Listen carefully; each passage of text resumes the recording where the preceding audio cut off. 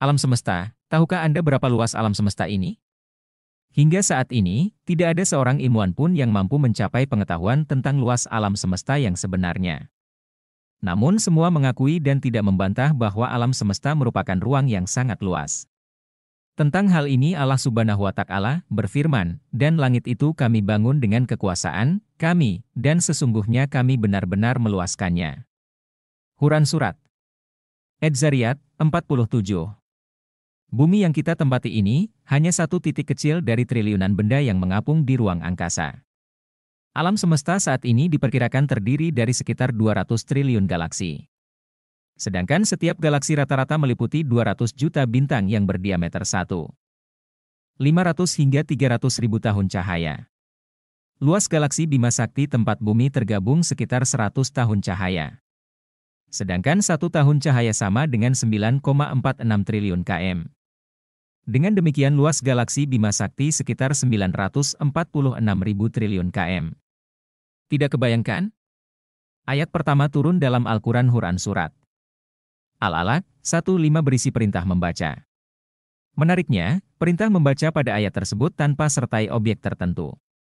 Hal ini mengisyaratkan bahwa manusia diperintahkan untuk membaca apa saja baik bahan bacaan tertulis maupun segala fenomena dan peristiwa yang terjadi di alam semesta ini. Di dalam Quran Surat Yunus 101 Allah juga berfirman, "Katakanlah, perhatikanlah apa yang ada di langit dan di bumi. Tidaklah bermanfaat tanda kekuasaan Allah dan rasul-rasul yang memberi peringatan bagi orang-orang yang tidak beriman."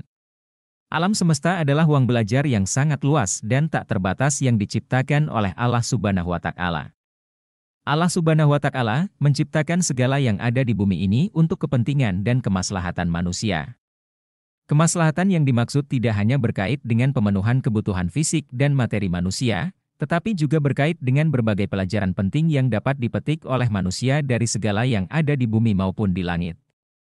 Dari alam kita belajar keserasian dan keharmonisan, dari alam kita belajar indahnya saling memberi, dan lain sebagainya. Kita sering menemukan di muka bumi ini makhluk baik hewan maupun tumbuhan yang asing bagi kita dan belum dikenal nama dan fungsinya, atau sudah kita kenal namanya tapi belum kita ketahui fungsi dan manfaatnya. Pertanyaan yang sering muncul secara spontan di benak kita, untuk apa Allah menciptakan ini?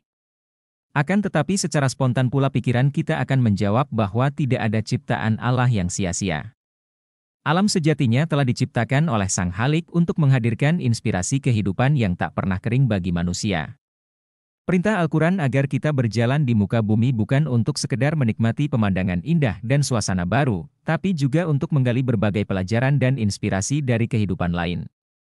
Untuk itu Al-Quran selalu mengajak berpikir menggunakan akal ketika menjelaskan fenomena alam.